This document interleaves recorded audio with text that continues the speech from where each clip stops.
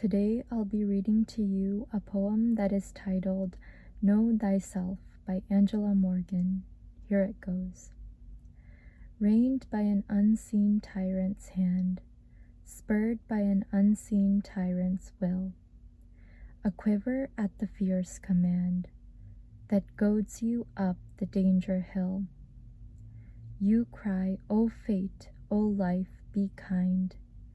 Grant but an hour of respite, give one moment to my suffering mind. I cannot keep the pace and live.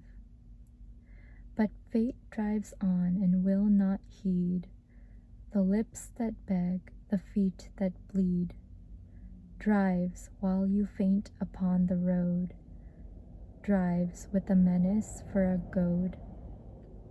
With fiery reins of circumstance, urging his terrible advance, the while you cry in your despair, the pain is more than I can bear.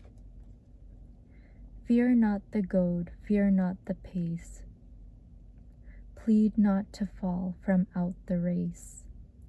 It is your own self driving you, your self that you have never known, seeing your little self alone, yourself high-seated charioteer, master of cowardice and fear, yourself that sees the shining length of all the fearful road ahead, knows that the terrors that you dread are pygmies to your splendid strength, strength you have never even guessed, strength that has never needed rest, yourself that holds the mastering rein, seeing beyond the sweat and pain and anguish of your driven soul, the patient beauty of the goal.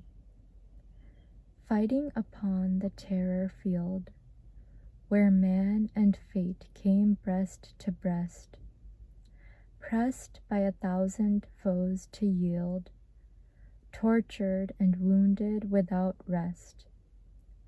You cried, be merciful, O life. The strongest spirit soon must break before this all unequal strife, this endless fight for failure's sake. But fate, unheeding, lifted high his sword and thrust you through to die. And then there came one strong and great, who towered high over chance and fate, who bound your wound and eased your pain, and bade you rise and fight again. And from some source you did not guess, gushed a great tide of happiness, a courage mightier than the sun. You rose and fought, and fighting won.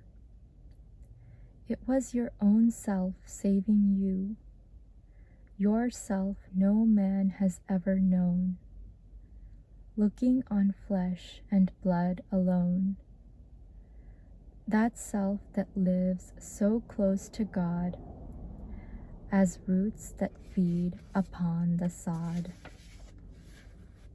That one who stands behind the screen, looks through the window of your eyes, a being out of paradise. The self no human eye has seen, the living one who never tires, fed by the deep eternal fires. Your flaming self with two-edged sword, made in the likeness of the Lord, angel and guardian at the gate, master of death and king of fate. Thank you so much for listening.